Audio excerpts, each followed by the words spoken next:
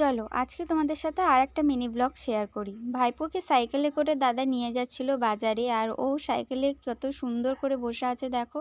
মাঝপথে গিয়ে ওকে আমি নিয়ে নিয়েছি, কারণ সেদিন ছিল প্রচণ্ড গরম আর ওর মাথা চুলকাতে শুরু করে দিয়েছে অলরেডি গরমের জন্য। কয়েকদিন আগে ফেসবুকে পোস্ট করেছিলাম ওয়ালের কি কালার করব। তোমরা অনেকেই অনেক কিছু সাজেস্ট করেছো আমাকে, আমারও কিছু চয়েস ছিল, তাই কাকুকে দেখিয়ে দিলাম। আর কাকু আমাকে বললো তোমার চয়েস খুব সুন্দর, কিন্তু আমার মনে হলো আমি শুধু মানুষটাকেই কি ভুল চয়েস করে ফেলি। অন্যান্য চয়েসটা বেশ সুন্দরই বলে সবাই। যাই হোক, এখানে বাড়িতে এসে আমি ব্যাটা তৈরি করছিলাম, মাছের ডিমের বড়া খাবো, অনেক দিন ধরেই মাকে বলছিলাম।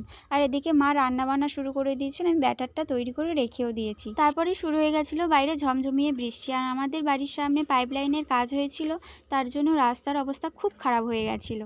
আর এদিকে মা ডাক দিল, কি রে ভিডিও করবি না? বড়া বানাচ্ছি তো, তার জন্য আমি ভিডিও ক্লিপটা নিয়ে নিলাম। চলো আজকের ভিডিওটা